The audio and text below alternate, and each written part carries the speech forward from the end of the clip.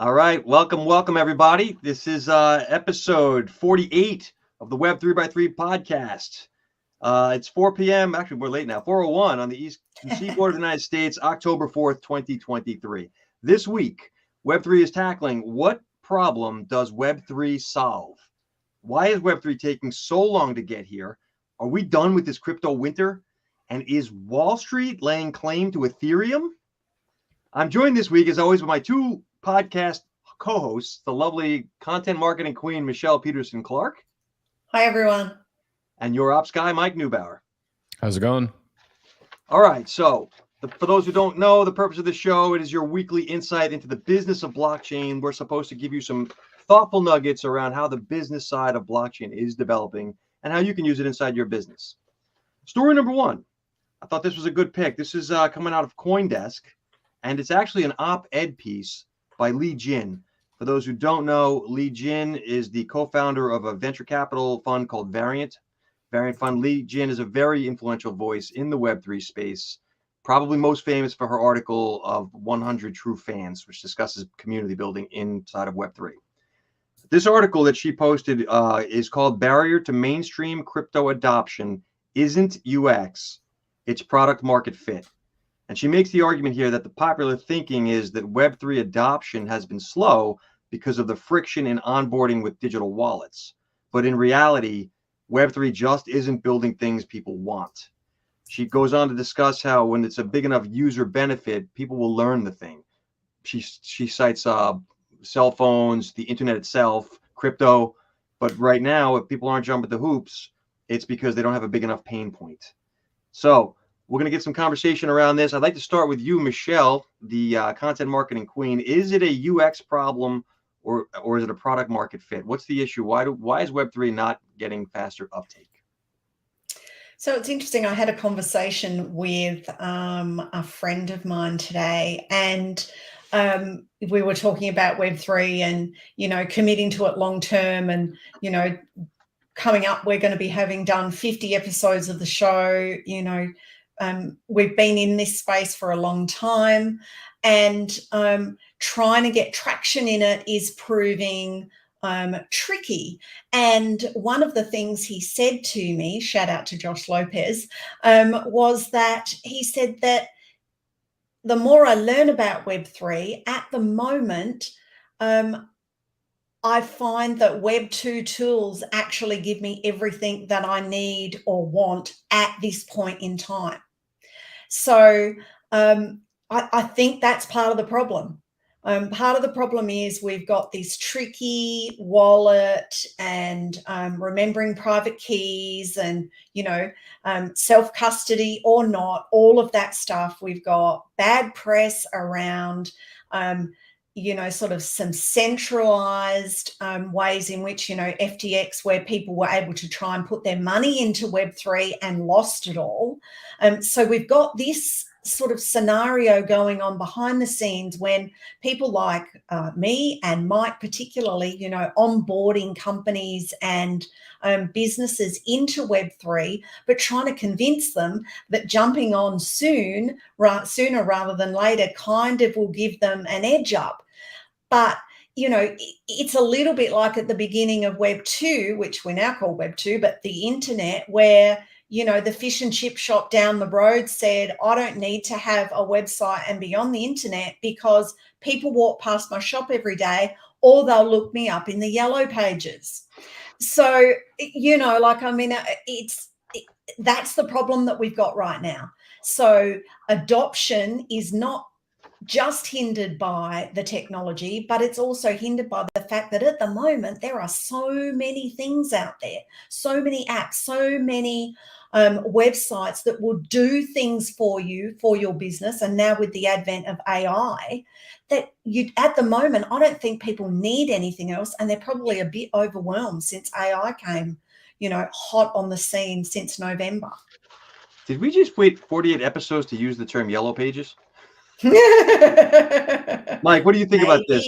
Is Web3 solving a problem, or is there something else going on here? We also waited 48 episodes to mention fish and chips. We're Americans. We don't know what fish and chips are. So the the technology, I think, does offer value. I think that's been proven time and time again. You know, you brought up some really great examples. In fact, examples that I was going to use in my explanation of how the internet really exploded for businesses the minute that smartphones came into existence.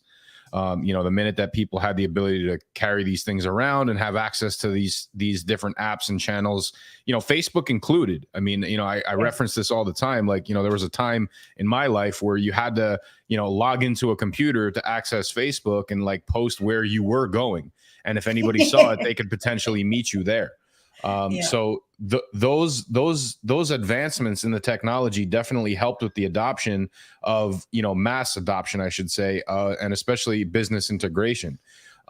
Is it an onboarding issue? Yeah, that's all part of it. We talked about the hardware scenarios and, you know, the possibilities of digital wallets being incorporated directly on hardware, which obviously would assist in that. But, you know, until it becomes an app that makes people waffles, you know, we will not see the true adoption as we did with the internet. And I think we need to stop comparing it to what we now call Web 2. You know, again, we talk about all these advancements in technology, you know, rather than looking backwards, that, you know, understand why this was created in the first place, and then understand the benefits that are arising from it in the marketing and the collaboration side of things. Mike, I think that some of the problems, though, are like the early stages of the internet. You know, the fear, the worry, and there is a large market segment right now that actually don't see the need to be in Web3 because they're not innovative. And that's fine. Or That's fine. I mean, look, again, people didn't jump into the internet when it first came about, right? Like there was a boom for that, and there was an explosion after the fact. And then it became almost a vital necessity, almost as important as actually incorporating your business to have your digital footprint and your digital presence. So I think that is a trend that will repeat itself. How long it'll take, who knows? We're still very, very, very early on. And I think that once there's a couple big breaks of success at the larger levels, we talk about Amazon, we talk about Google, we talk about all these different companies, you know, week after week, something's going to hit. And when it does, and why Web3 is the reason why it did hit, now you're talking about, okay, well, how the hell can this work for my business? And that's really where I feel the technology will surpass any user experience that is currently in place right now. So I have a dark angle on this. I think that, Mike, you're right that there'll be a triggering event that will get people on board into Web3. And in your case, the quote unquote social media. By the way, to be clear, Web 1 was websites. Web 2 is social media. Right. Michelle, you're right. The invention of the mobile phone suddenly sparks all this interest in websites. However, so what gets people into Web3, in my estimation, I could be wrong, but this is a product of my background. I actually think a banking crisis. I think when people get concerned about money, they then suddenly want a wallet. Now, they're going to have to work out how to get one. And if there's one on here already, then that is going to make mass adoption. And this is a great point, Mike. I think you brought this up last week. Making the hardware so simplified that even a caveman could use it. Yes, then people have no problem with Web3.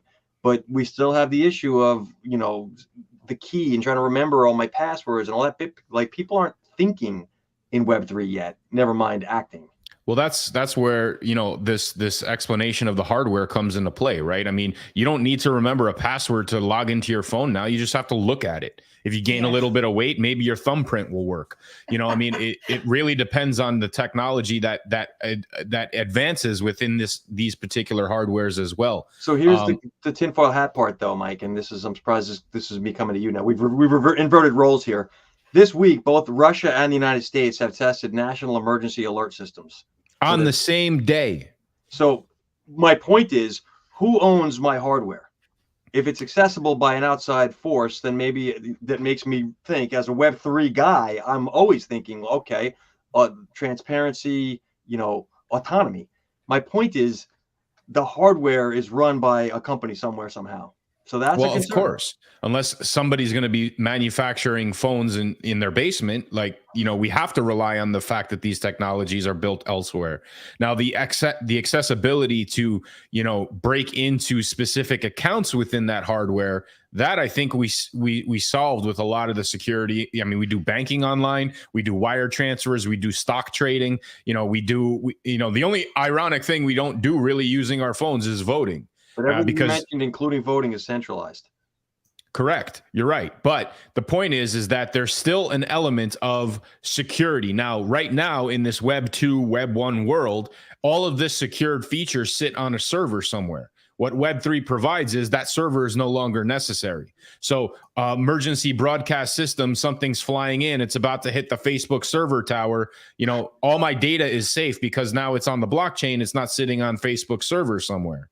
Right. Like that's really the advantage of the technology. And once we cross the threshold of, you know, apes and, you know, SBFs and, you know, like, you know, FTXs and all these craziness, like the fundamental root of the technology is really what's going to survive the mushroom cloud here. Right. And, you know, the final point I'll make on all this, like, while it may be a banking crisis that pushes people into this type of world, I also feel that that's actually going to work counter as well. There's a double-edged sword to that. You know, when systems fail, people really need to liquidate themselves in order to survive. You know, until Jim's Pizza Shop starts accepting Ethereum for pizza, or Walmart starts accepting Bitcoin in exchange for survival supplies, I don't know if people are going to go that route out of the gate. I don't think they'll ever be allowed to do that, Mike. Not in this country. I wouldn't say never is never. I think that there's a tax code that could be applied, and because everything is a transparent general ledger, again, they might not want to relinquish the reins of the financial system. But I also feel that they have two choices. They could either monetize from it or they can miss out completely. And I don't think they're going to want to miss out completely. They're going to want their hand in the cookie jar on this. Michelle, what's your thoughts about the crypto adoption / UX problem? This thing that Lee Jen mentions is that there's not enough push into Web3 because it really, she's talking about the pull. People don't need it. Do you think that's true? Well, people don't know that they need it. Good distinction. That's a good point. And I mean, we have talked on, I can't even tell you how many episodes, but it's been a lot where we talked about the fact that ultimately identification documents will be on the blockchain. So your passports, your driver's license, all of those sorts of things that will identify you. You will be able to create things like videos or photographs or whatever, and be able to stamp them on the blockchain with your credentials so that people will know that it's not fake news, or, you know, that kind of thing as well. And I think that we're not in a, you know, like, as you talked about a banking crisis, whatever it will be, ultimately, I think it will be a crisis of some sort that will tip people towards it. Because, you know, while things are comfortable and while things are kind of roughly going along as they are, then, you know, people are apathetic generally and don't do anything. So, I mean, you know, revolutions happen when people can't buy loaves of bread. Yeah, it's simple things. So, you know, something, I don't think it will necessarily be a huge thing, but I think it will be something that is pivotal to everybody's everyday life, that'll make people go, you know what, now's the time. And then when things are easy, like having an app on their phone or using their face as ID or whatever, when that point comes, then that's when the uptake and the use of Web3 will explode. You drew an interesting distinction, Michelle, between they need it, but they don't know they need it. This is stepping back for a 10-second business lesson for the listeners. The 4 characteristics of what makes something a good business. Number 1, are their customers, right? Do they know they need it? Number 2, do they have money? Number 3, are they easy to find? And number 4, are they growing? Are there more of them? All of that happens here with Web3, except for the first one. Do they need it? The answer is they don't know they need it, in your words, Michelle. So yes, it's necessary, but it doesn't appear to be so right now. And until something sparks that need, that they realize, oh my gosh, actually this current structure isn't going to work for me. You said earlier, was it Josh he was speaking with, that he has everything he needs in Web 2? What does Yes. he need in Web 2 is probably community building, the ability to speak to his customers or potentials. Yep. Yep. Web And he 2 does. gets all that. So then Web 2 for now, Legion would be right in that regard, in that the need isn't there yet. But the tech is. Mike, to your point, this tech works. Blockchain is not going away. It's a No. better mousetrap. Well, I mean, I don't know what Josh does, but I mean, he could have easily had, 10 ghostwriters that he had hired too. And with the advancement of the technology of AI, maybe he didn't realize he needed that because he has these people on payroll. But, is it a viable alternative that perhaps he doesn't truly understand yet in order to replace the 10 people that work for him?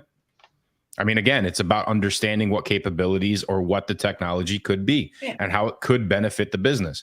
But when I say that, when you draw the distinction between knowing and needing, the need of it is not necessarily on a personal or on an entertainment level. It could literally be on a financial level, right? You go to the grocery store and you need to be able to have this technology in order to purchase your groceries, right? I mean, how many times do you I'm seeing it more and more now.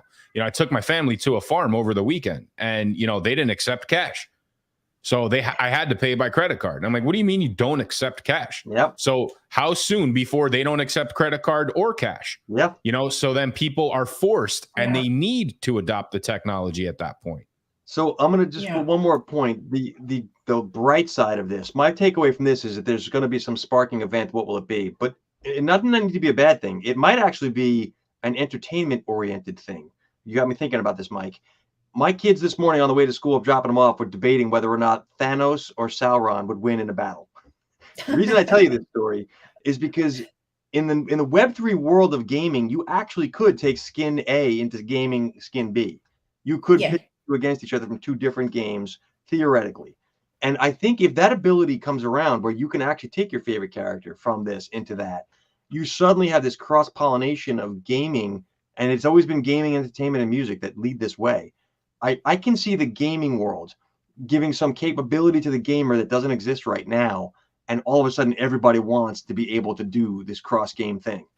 So that we've said gaming is a huge component of where this goes anyway, right? Not only in Web3, but also AI. How many, elementary school boy arguments are going to be settled now where you have Thanos versus whoever and you throw a skin on them and then you run that algorithm through an AI and then you can see who actually would win. Iron Man or whatever. Like these are the arguments that are going to be settled now versus, hey, let me Google that.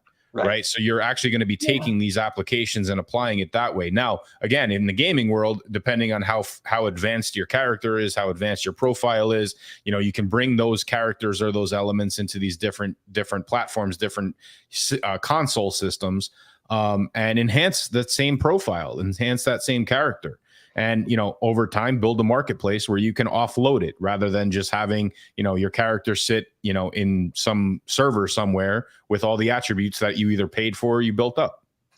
Back in my mind from this conversation, guys, and very thought-provoking for me, is that keep your eyes open for what could be the sparking event, because there's going to be something that people decide, yeah, that's actually worth it, or I need to be in it. All right. Well, I mean, okay, so final point on that, and you brought up the whole financial issue, right? Like when the controversy still started in Europe, how many transactions actually started taking place in the crypto format when different systems of banking were shut down or not accessible? That's a specific need. What do they need for that? There was a blockade of truckers were protesting in a bridge between Canada and the United States. There were a bunch of truckers that were tying up the cross-nation trading on purpose as a protest. Mike, you'll remember this. And then the Canadian government shut down the banking access for those truckers in their own banks. And on the back end of that, a few weeks later, there was a mass migration into crypto. So that's not authoritarianism or not, or I don't want to get into the politics. I'm just saying, things happen. Like that was literally just a bunch of truckers striking because they want better pay. That's not unusual. The United Auto Workers in America right now is striking for more pay. So that's a regular occurrence. Strikes in Europe is a national pastime, if I'm not mistaken, Michelle. But the truth is, until something happens and there's an unintended consequence, and it might be good, like the gaming example, and it might be bad, like the banking example. But something has to happen. All right, I'm going to take us to story 2. Unless any other final comments on that. So we've got Linda's been putting in lots of comments in the Bolt chat. So perhaps Marc might be able to jump in there and answer some of them. And she's just basically talking about the functionality and the need and how you incorporate it into your business if you don't really know that you need it. So Linda, first of all, thanks for joining us as always, stalwart here. That's a great point. That's what we were saying. The people that don't know they need it, don't understand the benefits. There's no reason to even look at it. I think I'm fine. I'm actually 100 pounds overweight, but I don't know it. So I'm not going to be hitting the gym. Right? You're getting to a point where people don't recognize what's best for them. So what do? We could preach at them. You could have a weekly podcast show. But the reality is, until they see something that they either want, it's greed or fear. Something has to happen that triggers the person. Yeah. And for the record, Linda is not 100 pounds overweight. Linda, I did not mean to imply. Far from it. I'll take a moment to say Linda might have the most energetic, high levels of output as a person I've ever met. All time. Yes, I agree with that. All right. So this second story comes to us from TechCrunch. Web3 funding is down again as the crypto winter drags on. We all have been waiting for the end of the crypto winter, but VC investment, according to the data, this data comes to us from Crunchbase. Venture capital investing into Web3 startups has declined for the 7th straight quarter. That's 7. Since 2021. Right now, web startups are raising about 1.3 billion in the current quarter, and in contrast, they normally raise around 8 billion every quarter and have been back in 2022. So it's down substantially and continuing to be a little less each quarter, every 3 months. Right now, people are waiting. Is the end in sight? Is the end in sight? The answer is no. I hate to say it. I don't want to be a Debbie Downer, but until something changes, people are nervous. And venture capital is making smaller and smaller bets on the Web3 ecosystem. We'll start for conversation. Mike, what do you think about this? I mean, I would argue that it's not going to be a sunny day when you're on your porch drinking a cup of coffee and all of a sudden this winter is over, right? So there's not going to be one of those defining moments where it's like, hey, this is it. We've made it through, guys, and we can go back to the before time. I really feel that the how can I say this? I really feel that the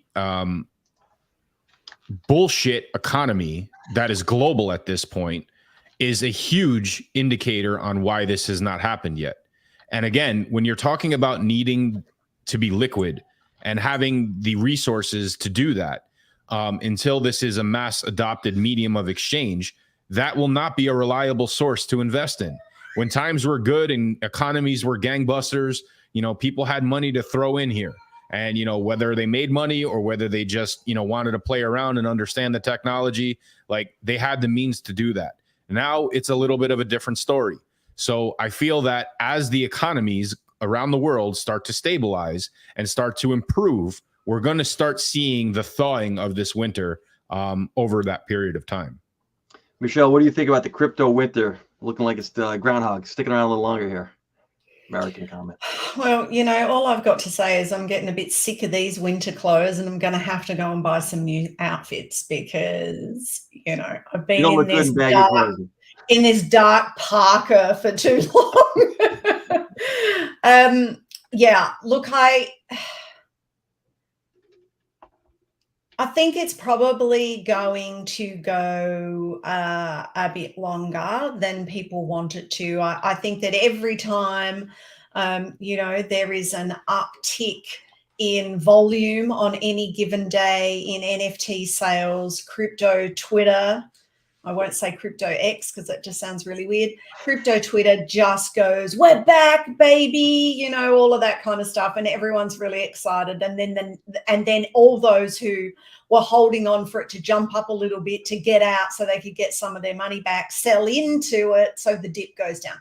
So, I think that it is one of those things where if you are in it, you need to hold on and you need to keep the faith and you need to start thinking about where you can either put your money or how you can create a business that utilizes Web3 technology, the blockchain technology, so that you are well placed when we come out of the dip and it starts to rise again. And I think that's really the only advice that I would think right now is logical, because if you don't, if you try to play the game right now of buying and selling and trading and whatever, I think that that's a bit of a mug's game right now.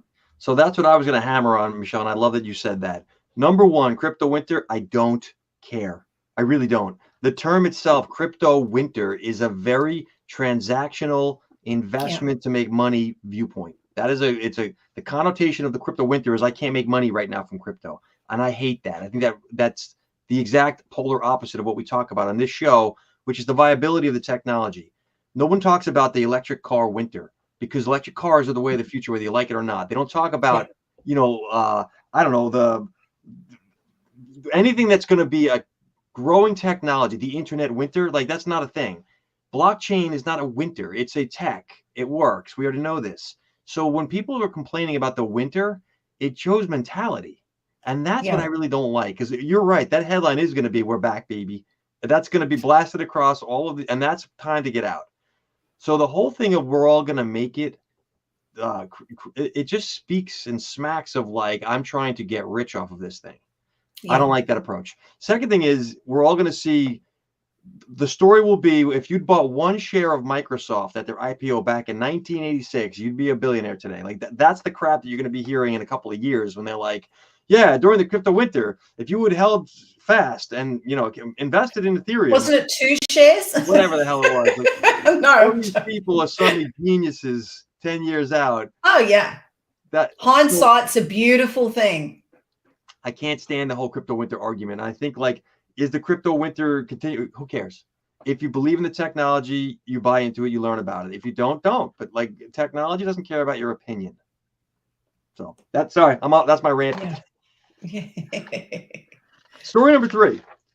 This is actually, Mike, this is, I'm surprised you didn't find this one first, but Ethereum future ETFs have started trading in the US for the first time. So exchange traded funds are essentially, I'll call it stock for want of a better term for those who don't know, but it's essentially tradable instruments on the stock market. Ethereum 9 future exchange traded funds have launched in the US. That's a lot. Usually they'll have 1 or 2. They're trading in Chicago. However, they've been trading under $2 million in value, total valuation, which is very small. So there's a lot that were issued and there's not much activity. That's the bottom line of what's happening. And for comparison, Bitcoin futures ETFs started trading on the New York Stock Exchange in 21, and they traded nearly $1 billion in shares the first day. And these things have done 2 million so far over a week. So you can see, and there's 9 of them, you can see that the interest isn't there. And I don't think it's a reflection of Ethereum so much as it is the quote unquote crypto winter. Mike, can we start with you? Because I know that you are at Ethereum knowledge base. Well, I mean, I build on Ethereum, so that's as far as my knowledge base goes, I suppose. But I also fear that this type of information soils what is actually relative to on-chain activity. Again, we're talking about futures. They're pieces of paper. They mean nothing as it relates to the actual value of the tokens as it goes on chain. These are different talons that Wall Street is trying to sink into the blockchain to get their little cut of the pie, which is fine. They want excuses to, have their hedge funds invest into it. If they feel that this is going to corner or manipulate the market and a completely separate market in the blockchain, I really feel like they're making a big mistake.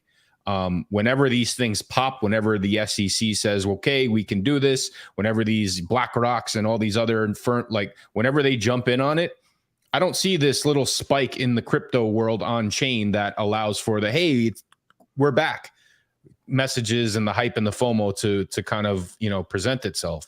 So I look at this and it's like, okay, you want to jump into the pool as well? Great. You're welcome. But again, just like any other investment, which in this case, it is a security they're pushing, just be careful, because they're leveraging something that they have absolutely no control over, because the actuals, not the futures, the actuals are conducted on a completely separate marketplace. Michelle, what are your thoughts about first, the rollout of Ethereum ETFs, and number two, like how it's been poorly received, for want of a better term? So when Mike was just talking then, I was thinking about, this is like where in the local shops near your house, and there's a pizza shop, and then 2 doors down the shop becomes vacant. So someone else opens another pizza shop, and you think, hang on, well, like, we've got one pizza shop already that's really busy. Why do we need a second pizza shop? And it's because the people who are opening the second pizza shop think, hey, the first pizza shop's really busy. I want to get a cut of the pizza shop business from them. So now the two of them are competing for each other in a really small space. So I think that these ETFs are like what Mike's talking about. The Wall Street guys would like to get a cut of the pie, or waffles, if you would use Mike's other analogy. They want some waffles of their own, and so they're using this and trying to leverage in Bitcoin and Ethereum's good name, in inverted commas, to piggyback off of them. And it's like, in the old days when, we've talked about this, I think, on some of the earlier episodes, when pageant mining in Australia became travel.com overnight. They on Friday afternoon, they stopped trading on the Australian Stock Exchange, and then on Monday morning they opened as travel.com. I don't think they ever did anything as travel.com, but their price went from like 10 cents to $3 over the weekend. And so it's a boom right now. We're a dying mining company. We haven't made any money in 10 years, but if we change our name to this, we're going to suddenly be billionaires. And basically that's what happened. So I think that that's what they're doing here. And will it make money? Maybe, maybe not. I think the fact that, they've made 1% of the money that the Bitcoin ones made in 50 minutes. I think it's pretty telling as to whether or not they're going to be successful. It tells me, and I don't know, Mark, you can probably be a better judge of that, but it tells me that ultimately the market doesn't really like it. I agree. So this is a story I've told before, but real quickly, in 2017, Long Island Iced Tea, which was a company in New York that made iced tea, converted their name to Long Island Blockchain, and they didn't do anything different. They still made iced tea. However, with that name, the valuation went to the moon. They sold all the shares. Years later, in 2021, they were prosecuted for insider trading. But the point is, yes, when they're looking for ways to capitalize on what this blockchain mania is all about. The thing with futures trading, it's not that they're making money from whether or not Ethereum does things. Mike, you build on Ethereum. There's new cool products all the time. That's good for Ethereum. That's not what the futures is about. Futures is betting on the interest in Ethereum, which is it's almost like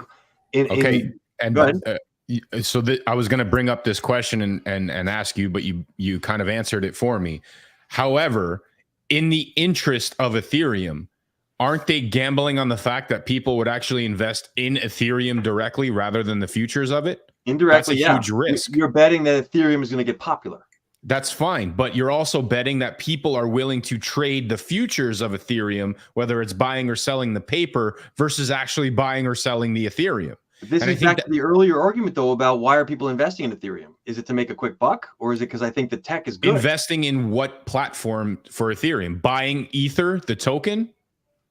Buying Ether, the token is, yes, I buy into the concept of Ethereum as a tool. Okay, buying so futures is hypothetical scenario. I take $100 and I put it into a futures of Ethereum. Ethereum skyrockets to $2,000, $2,500. You're okay. Good. Am I? Money. How? So as Ethereum goes up, it's the way derivatives work. When the core thing does anything, the derivative of it does the same thing but magnified. So I understand, but there still has to be a buyer on the other side of that paper, right? Right. Okay, so if Ethereum goes up and the value of the actual asset goes up, what's stopping people from saying, you know what, to hell with buying the future, I could just buy Ether? Because I don't know if Ether really is good or not, and I don't have anything to use for Ether, but I have a use for an extra few bucks in my bank account. You can just easily trade Ether the exact same way. That's my point, that there's an external marketplace. Now you're getting into the wallets, the onboarding, the friction we just talked about with Lee Jin's article. Well, all these things that we've seen improvements on, right? So my point is that, like, okay, if you want to invest in futures of oil, and then all of a sudden you have the ability to get your hands on oil at the direct source, which one are you more likely to profit from and want to invest in? The answer is, am I in the oil business or not? It doesn't matter. If I'm Marc, there is no crypto business that you need to be in. Right, but in the example, and it actually connects. If I need to take possession of barrels of oil, I need storage, I need boats. Like, that's a different story. I'm not buying that. In the crypto world, the equivalent of that, barrels and storage, is wallets and connectivity to platforms. I don't want to deal with all that. I'm an old white guy investor in a suit, right? I got $1 billion to put it to work, and I just want to make it into $2 billion. And guess From what? Jersey. All these, right, some guy out of the east side of Jersey. All these idiots who think this Ethereum thing is something. This guy down in Miami is telling me, I don't really care. I just know if it's popular, I can make money off it. I'm going to Vegas. I don't care what the outcome of the cards betting is. I'm going to pick whether I think the guys on black or white or red are going to win. Like, that's the mentality is different, Mike, and it drives the price of the futures. And yes, there's some underlying thing of, like, is Ethereum more valuable? It has to be for it to go up, but they don't really care. Investors are not the same thing as builders. I'm not suggesting that everybody who gets Ether is a builder. There's people who get Ether just for the pure investment purpose of it. When it dropped below $1,000, a lot of people bought into it.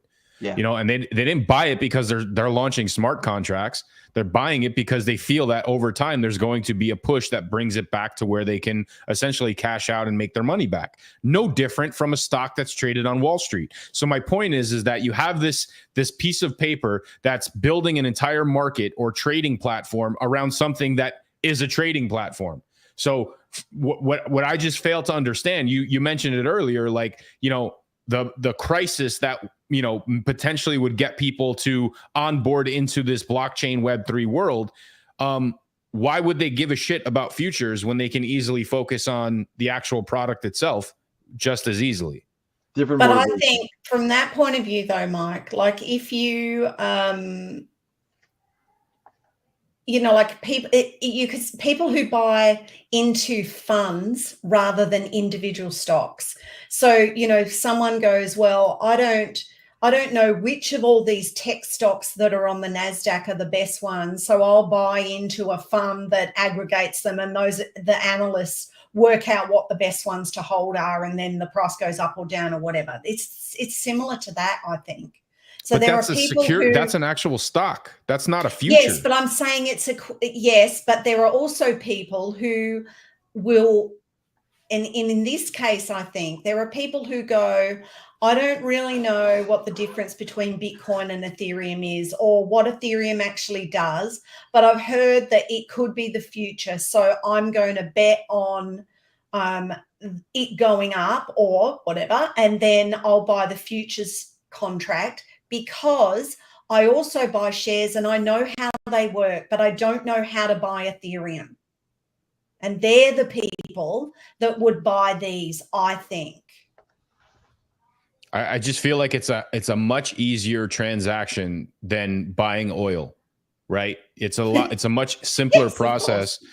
Well, I mean, there's a marketplace for it. There's its own stock exchange in the crypto world that is available right now. You know, just like setting up an account with TD Bank and, you know, having an investment account, it's the same onboarding process as linking your bank account, generating that crypto in there, and then making that, you know, investment into whatever currency or token you want to at that point.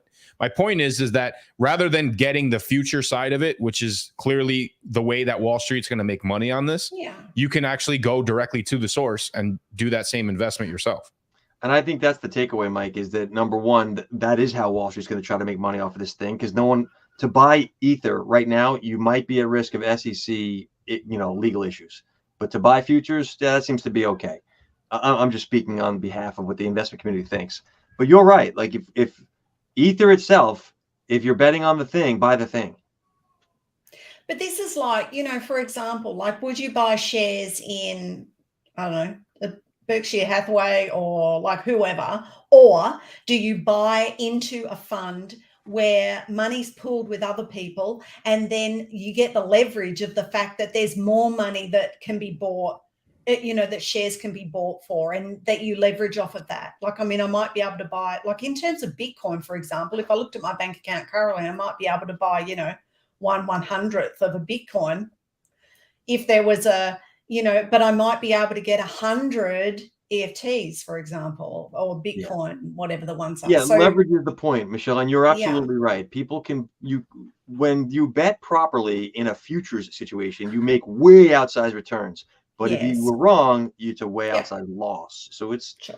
I believe it was Warren Buffett who called futures the weapons of mass destruction, something like that.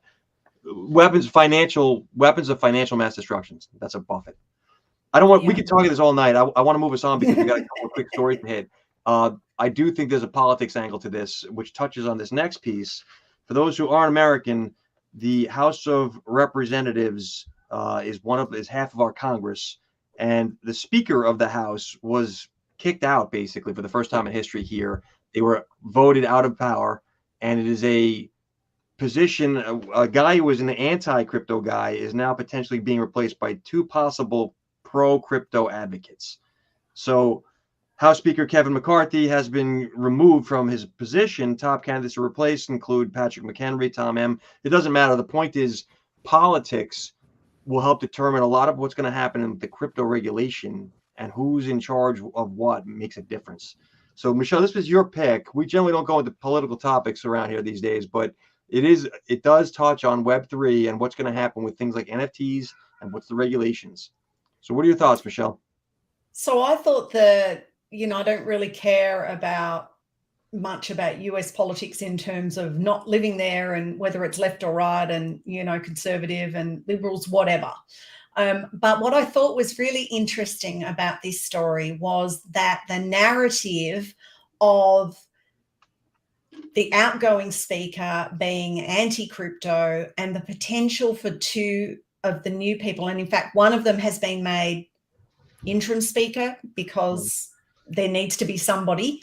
And, the fact that the narrative around this was pro-crypto and what that might mean for the regulation and the fact that there could be some development of some rules around it or not. Now, I don't know enough about the US system to understand how one particular person may or may not have such a huge influence on it. But for me, as a content marketer, I was really interested in the fact that there is now a story woven around a really political and a divisive political issue, I'm sure, if I lived in America, but that they tied it to crypto and to Web3. And I think that that's an interesting thing because until now, all we've seen about, Web3 things and all of that is whether or not AI and the blockchain will be used in the upcoming election next year and what that might mean for fake news and ads and whatever. This is really quite a different thing. And I thought that was a really interesting point, and I wanted to, to tell people about it and just to have a non-political discussion about the threads of that and what that might mean. Just for quick context, and Mike, I want your thoughts also. The Speaker of the House determines what topics they will tackle and make rules around. Congress makes the laws, the SEC enforces the law. The SEC can only do what Congress says it can do. And right now there's a question as to what should the SEC be doing with crypto. And who's going to determine that answer is going to be Congress. And a loud voice as to here's the topics we need to tackle is going to be the Speaker of the House. Mike, what do you think about this? Is this pro or anti for crypto? Well, the Congress here in the States is not only the legislative, but it's also holds the power of the purse, right? So it has financial implications on the way that actual money is spent in and around this country, and with defense and with all these different programs and things like that. So there's a huge impact on it. I think that the ousting of McCarthy, and I'm as, I guess, least political guy as you'll ever meet. I don't sway one way or another. I just literally think about what's logical and what's best for my family, and I leave everything else up to noise. I think that he is notoriously he has a notorious tag of being, quote unquote, a very established DC type of politician. And I think that crypto is a threat to that. So I think that this definitely, this move by Congress is definitely a glimmer of hope that crypto will become more of an adopted form of business practice and potential currency transactions, all depending on what it is. I'd love to start with the government implementing their budgets on chain so that everything is viewable and immutable and transparent and no backdoor never deals. Gonna happen. I never say never, but I love your ideas, Mike. You know I do. We also never thought we'd see the Speaker of the House ousted from Congress during a live session, and it just happened yesterday. So, look, I'm not getting my hopes up. I'm not going into futures right now. I'm banking on the fact that it's going to happen. But I also feel that, look, as time progresses, as the technology continues to evolve, I think that government's not going to have a choice but to get their feet wet in figuring out a way to use the technology one way or another. And if we can get the legislative establishment voices out of the way, the ones that are completely against this just because, maybe that helps us. Yeah. I'm going to move us into the fluff section, if that's okay for you guys.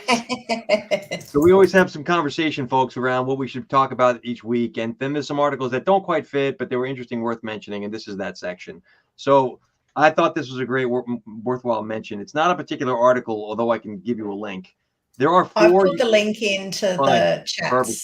There are 4 universities in America right now, in the United States, that are going to be offering Bachelor of Arts degrees in content creation and social media.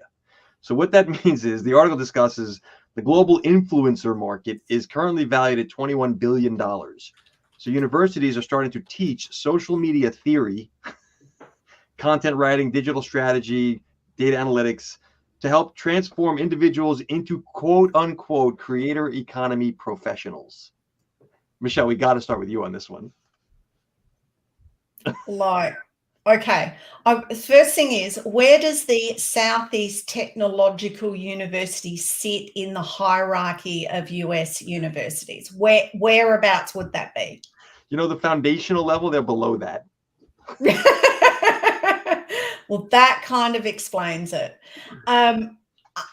Unbelievable. You can, like, LinkedIn do free courses to probably teach you the same thing. The thing I found astounding is it's a 3-year degree. 3 years. So I got to be honest. Yeah. Go ahead, please. Continue.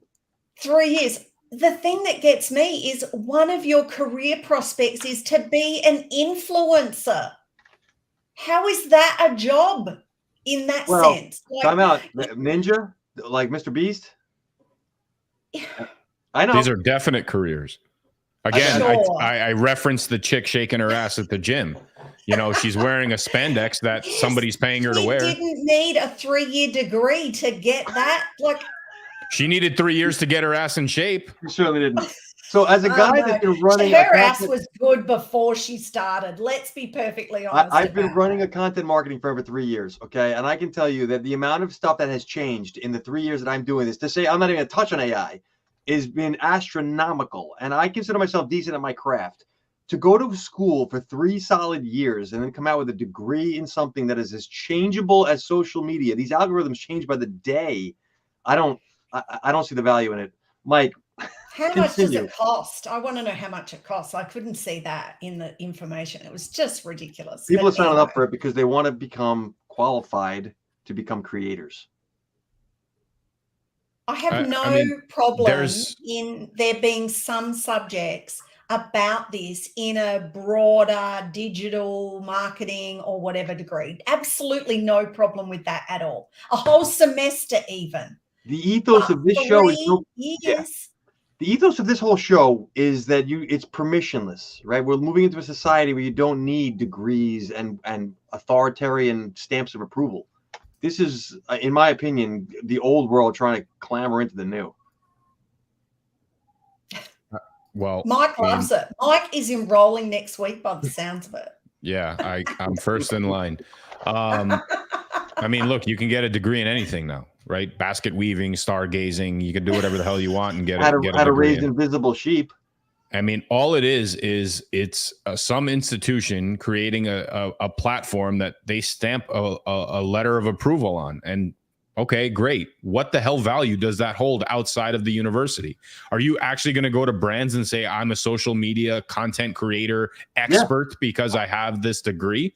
Okay, as somebody who has an entire marketing team, somebody who heads a marketing division, what value can you provide in your 3 years of learning how to build content that my team has been building on the fly with these changing systems in place? Well, to one point, I will say this: the big corporate firms, I mean, the really big B2Bs, they could really benefit from someone who's even got 3-year-old knowledge. Honestly, I'm not being facetious. Like the level of know-how is zero inside most of those big corporate firms. I get that, but again, some random what was the name of the school? Okay, so this school stamps their Southeast Technological University. This sounds like the school from Waterboy. The southernmost corner of Louisiana State University, whatever the hell it is. But like you think Facebook or you think Google or Amazon or Walmart or Target, you think any of these major, blue chip style companies are going to look at a degree from that type of institution and give two shits about it?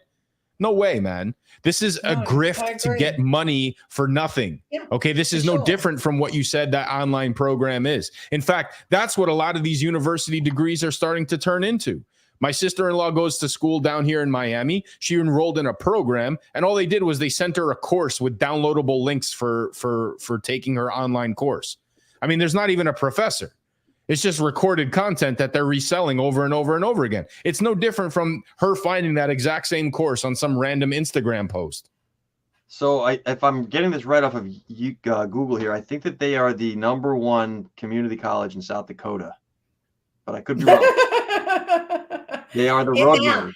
Those of us that watch West Wing know that South Dakota has always felt inferior to North Dakota, and they wanted to change their name. I wouldn't care if this is Cambridge and Oxford and Harvard. I really wouldn't. Like, there's a degree from, as a guy that runs a company in the content world, to hire. I posted this on LinkedIn actually.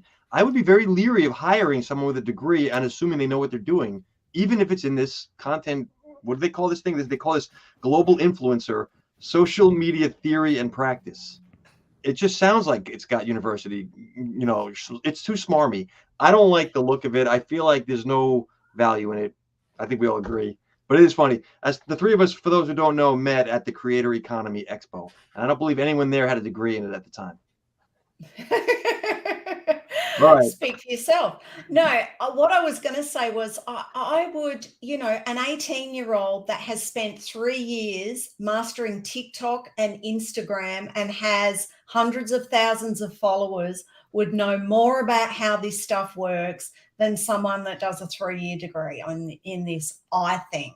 In the same context as somebody who is working in a manufacturing plant has a lot more experience and knowledge base about the way that a company operates internally than somebody who just got out of school, right? So this is the age-old question, is hands-on experience. Is education more valuable than experience, right? I mean, we've kind of drifted that it isn't, but the reality is, I mean, if I'm trying to build a company, I want people building from the ground up because they have the experience, they have the loyalty, they have the know-how on how the business is operating beyond their scope of work. And I think that's important. I want to comment on that, Mike. Manufacturing doesn't change that fast. The social media world, I had this conversation yesterday. LinkedIn is starting to ratchet down organic reach, which means that they want their ad platform to grow, and you're not going to get the same reach you will from posting content. You wouldn't know that unless you're posting on LinkedIn every day and looking at the analytics. And that's just we're saying LinkedIn. The same thing. We're saying the same thing. That experience, the TikToker at 18 is going to have more value to a company than somebody graduating from Southwest corner South Dakota State University with a content marketing degree. But manufacturing is a fairly static industry. Firefighting, like these things there's principles that don't change. This is built. There's more value in the experience than there is in the classroom. Yeah. On both fronts, right? And I think that's we're saying the same thing. Yep. Yep. So, but you know, when it comes to I guess the influencer type, there are certain aspects that could be taught in a classroom. You know, how do you manage your persona? How do you treat yourself when you're in a crowded room? Like, how do you present properly? You know, like I had a conversation when I was in school with a buddy of mine who was doing organizational industrial psychology, where he would basically go in and teach people, employees of a company, on how to like interact properly with, you know, whether it's the sales team, the marketing team, whatever. And his idea from the sports side of it was, why can't there be a course that teaches athletes how to properly do interviews with the media? How to, you know, conduct themselves properly, what to do in certain situations. Like, you know, you throw all this money at these kids, like, you know, they're expected to know what they do. But the reality is that like, if they're training for that profession, maybe there is some sort of an onboarding psychology class that they could take that helps them become better influencers, talk better to people. But that's definitely not a degree, man. That's a course in a degree.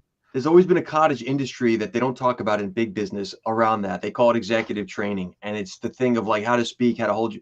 When the president addresses the nation, does he clasp his hands or does he open palm? Like, does he wear a red tie or a blue tie? Yeah, right. I get it. My point is that there's no way it's not viewed by the big business companies as profitable to spend on that, unless it's their chief executive. Well, again, this has more value being built out through experience, right? I mean, are you going to hire a kid out of school to do your sales team, or are you going to hire a guy that has a credible reputation to do sales? Right. 100%. Yeah. All right. I want to take us to the last story. Can I just say, shout out to my husband. I have 5 university degrees. He's an engineer. All of mine are in the arts, and he thinks I did basket weaving. So it was funny that you said that, Mike. Well, look, as an engineer myself, like I can argue that is one of, you know, a handful of professions that education is a must. You can't just get thrown into the wolves and build a bridge. Doesn't work. No. You know, doctor is the same way. You know, like you can't really just sit there and learn on the fly with that. You need to have some sense of you know, foundational education to back that. So there's this constant tug of war in the finance world, and I'm sure all these big white collar jobs, where the technology guys can't stand the sales guys and the sales guys can't stand the technology guys, because the sales guys are a bunch of loudmouth blowhards that don't know anything. And the tech guys are a bunch of like techno geek nerds that scare the customer. And those two stereotypes, that has always been whoever's running it. The first question is, who's the CEO of the company? Is he a sales guy or a tech guy? Because if you're a sales or tech guy, you need that guy to be in the seat, or woman. And so that whole concept of these two different worlds, they really are it's an interesting conundrum, and it's a left brain, right brain, not going to be solved. So if Mike's the tech guy and you're the sales guy, I'm definitely the queen then, aren't I? Absolutely. Mike, you wouldn't debate that? Nope. All right. The last story here is about what the Americans like to call Adidas and the Europeans call Adidas. And I just wanted to be able to say this. Adidas is partnering with luxury outerwear brand Moncler. They're creating an NFT collection called Adventurers, and this NFT collection will be 3,000 NFTs being given away for free this campaign, and all of these NFTs were made with generative AI. This hits the news because of that. This story, by the way, comes from Decrypt, because it's combining AI with NFTs, and anything that's doing that makes the headlines. So I do think it's an interesting use case, though. Adidas is one of the few firms that's really leveraging this properly. We've seen this before. There are some companies that get it, and they're doing things in an interesting way to build community. Giving it away for free is not a cash grab, and I really like that.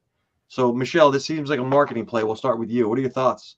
So the only thing about this that I thought was good, because essentially they're not saying anything. There is no utility yet for these NFTs that they've said. So, you know, from that point of view, that means it kind of doesn't meet the criteria that we've talked about. The only thing that is a utility aspect of this was that those people who held the NFTs from the previous collection got dropped one for free. Now, what that will mean in the future as to what they can do with them, neither Adidas or Moncler say. So we don't really know. It's not like the loyalty program stuff necessarily, because we know, at least say with Starbucks Odyssey program, that when you've collected, 10 stamps or 9 stamps in your passport, you get a free coffee. They've not said anything about that. So in that respect, this is a bit lackluster in terms of a strategy for NFTs. I think that having them, creating them, including them in this way in a drop just gets them some publicity about the collection that they might not have got otherwise. I actually think differently, Michelle. I think strategically, this is a lead gen. This is no different from sign up for my newsletter. So I now have your email address and I can send you stuff later. They can load this thing up with any value they want once they know these people have them. And so the goal is get them in their hands, or in this case, their wallets. I think that's what they're thinking, although they didn't say that. No, Mike, they haven't said that. Mike, what do you think about this? Interesting? Is this a good or a bad move? I mean, it's everything we've discussed, right? It's a collaboration, right? It's one company collaborating with the other using the technology. Whether it's for free or not is irrelevant. There's still going to be secondary market sales that they're going to capitalize on. So it's a revenue generating marketing tool. I got news for them, though. They are definitely not even close to being the first generative AI project out there. I can name 5 off the top of my head. Dead Poker Society being one, Heroes of Hyrath being another. These are ones that jumped on the ability to generate AI and have built very successful projects on their own. And the art is, way better than what I'm seeing, Adidas put out right now. But I think this answers another question that we've mentioned here. And again, I quote John on this from Food Fight. Like, an NFT is not what is, meaning you don't have to define it now. It's what it could be. And I think later on, what it could be is going to be wherever they're at in their marketing cycle. They can figure out different strategies for the holiday season. They can run promotions on different products that they're launching. They can run, different collaboration projects, not only with Moncler, but with other companies as well. I mean, this opens the door to a whole different set of dynamics. Now, when you said that if you held one from the previous collection, you got airdropped one for free, I thought that was interesting considering it is free. But I mean, a bonus one. I meant a bonus one, but yes. Do we know what chain this is going on? That doesn't say. They haven't said in the thing. Let's assume it's Polygon. I would guess it is. I would, and too. Therefore, it brings us right back to the loyalty and rewards conversation. Whether you hold it or not, it could become a passcode into something else. The Odyssey program, it became that stamp. This could become that stamp too. Within metadata, within all these different tools, you can stamp it for every single time you buy a pair of sneakers, every time you scan it, which would therefore lead to user interaction and data collection. You would get an additional piece added onto your NFT. Sneakerheads does this now. Where when you accumulate X amount of points, you can redeem those points for upgrades into your NFT. And now they're tiering off the different levels of NFTs. So if you want a 5-level NFT, somebody had to work for that. So those are worth a little bit more. They're more valuable. They're more rare in the entire collection. These are all possibilities on where this could go. So I think it's great. The thing for me, though, as a marketer, is that being in the front of a customer's mind is what you're aiming for. So yes, I've got one of these NFTs in my wallet. I may or may not look for it or have looked for it, but because it isn't doing anything right now, and because I don't know about the benefit, it's not in front of my mind anymore. My Starbucks might be, because I'm going to go to the shop tomorrow and get my free coffee. But this particular one, at the moment, it's just, oh yeah, it's a pretty thing, or it isn't, whether you like it or not, and it's in my wallet, and I'm going to forget about that because it's not active. That's the thing I don't like about when they do these things. Yes, what you said, Mike, is true of all of that stuff, but from a front of mind and keeping my brand in front of the mind of my customer, if it's doing nothing other than an okay piece of art, then I think that that's a lost opportunity at the get-go. I would push back 100% on that, because the unknown tapping into the psyche of the unknown is more valuable, right? So like, I know I'll use Remember, I hate loot boxes. I get that, but you know, were you one of the ones that scanned the QR code when the Super Bowl commercial came about? Nobody knew what that was. Nobody knew what that was, but it was one of the most interactive, successful campaigns that have ever launched. Why?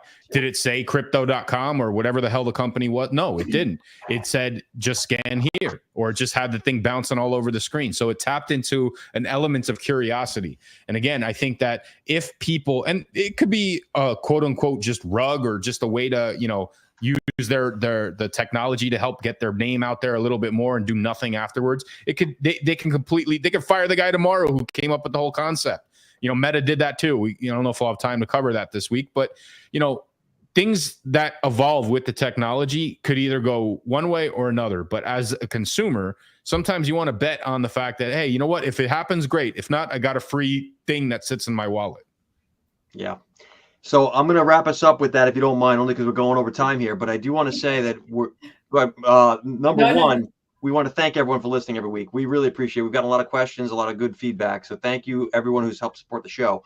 Number two, I want to give a special shout out to the Bolt Global folks. Bolt has been a very nice partner for us. We've had a good experience with them. They are a Web3 enabled platform that basically, think of it as a TV station for the internet. They have 150 million users across 45 countries, and this is a platform that I believe is worth looking at for the folks who are interested. It is a growing, it's essentially Web3 enabled, meaning tokens, etc. The point is, we've had a good experience with them. We're not getting paid for this. I just want to shout that out.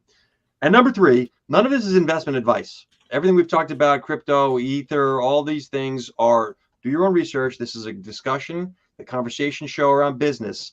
The purpose of the Web 3x3 podcast is to bring you some insight every week into the business side of blockchain. How can, as Mike says, you turn marketing costs into revenue generating opportunities? This is the purpose of the show, and we come to you every week live, 4 p.m. Eastern, YouTube, Bolt Plus, and where else are we? YouTube. LinkedIn. Oh, yeah, LinkedIn, right. So thank you, everyone, for joining us this week. We'll be back next week. We may have some things to discuss in the 2 weeks from now. A good surprise we've been working on. We'll share that with you guys then. Thank you, everyone. Peace. Bye.